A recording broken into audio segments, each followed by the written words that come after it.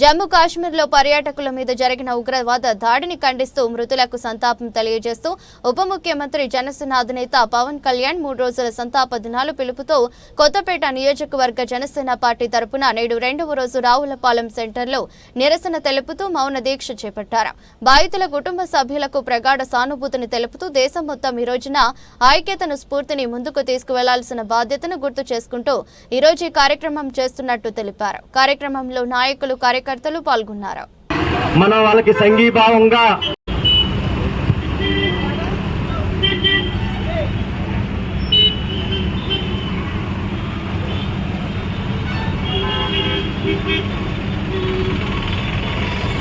గత 2 రోజుల క్రితం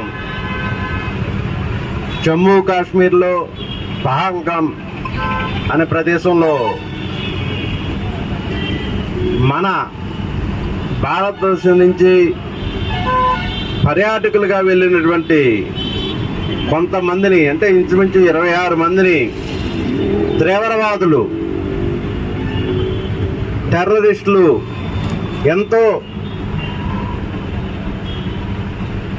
దుర్మార్గంగా దుశ్చర్య చేసి వారిని హతం చేయడం, 26 మందిని హతం చేస్తూ పర్యాటకులను హతం చేయడం అయితే జరిగింది.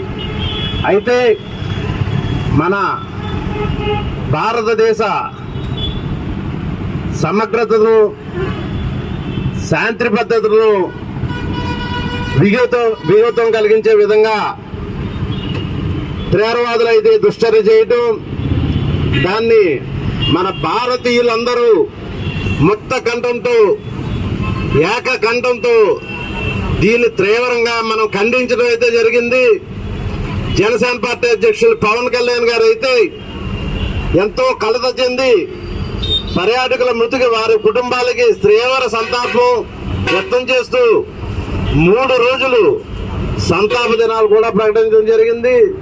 దానిలో భాగంగానే మన ఆంధ్ర రాష్ట్రం దేశంలో మొత్తం ఎక్కడ జన సైనికులు ఉన్నా సరే వారికి తీవ్ర సానుభూతి తెలియజేస్తూ ఈ తీవ్రవాదుల దుశ్చర్యకు నిరసన వ్యక్తం చేస్తూ మనమంతా నిరసన కార్యక్రమాలు చేయాలని తెలియజేయటం.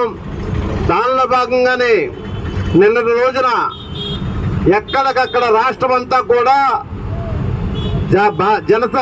జనసేన పార్టీ జెండాను అవతరణ చేయటం, అదేవిధంగా గత రాత్రి మొత్తం ప్రతి గ్రామాల్లో కూడా రాష్ట్రం అంతా కూడా కొవ్వొత్తులు రాలి నిరసన వ్యక్తం చేస్తూ వారికి సానుభూతి తెలియజేస్తూ, వారి కుటుంబాలకి తీవ్ర సంతాపం తెలియజేస్తూ, వారి కుటుంబాలందరికీ కూడా కొవ్వొత్తులు రాలి ప్రతి గ్రామంలో రాష్ట్రం అంతా కూడా జరగడం జరిగింది.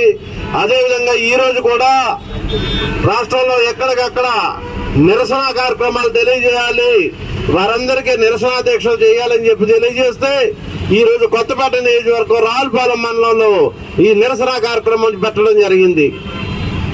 ఏది ఏమైనా మన దేశ సమగ్రతను, శాంతి భద్రతను కలిపేది ఏమీ చేయలేరు.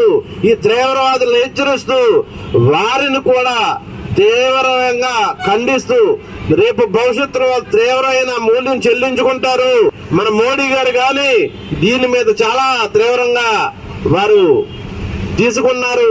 దానికి తగిన గుణపాఠం చెప్తారని కూడా తెలియజేసుకుంటూ, అదేవిధంగా రేపు కూడా మనకు మొత్తం రాష్ట్రం అంతా కూడా ఎక్కడికక్కడ రేపు సాయంత్రం మానహారాలు జరపాలి అని చెప్పి మన అధ్యక్షులు పవన్ కళ్యాణ్ గారి ఆదేశాల మేరకు రేపు ఆలమూరు మండలం సాయంత్రం 5 గంటలకు కూడా ఇలా మానహారాలన్నీ జరుగుతాయని తెలియజేస్తూ వారి కుటుంబాలకు మరి ఒక్కసారి సానుభూతి తెలియజేస్తూ సెలవు తీసుకుంటున్నాను. జై భారత్, జై భారత్, జై భారత్. Devaraju thank you.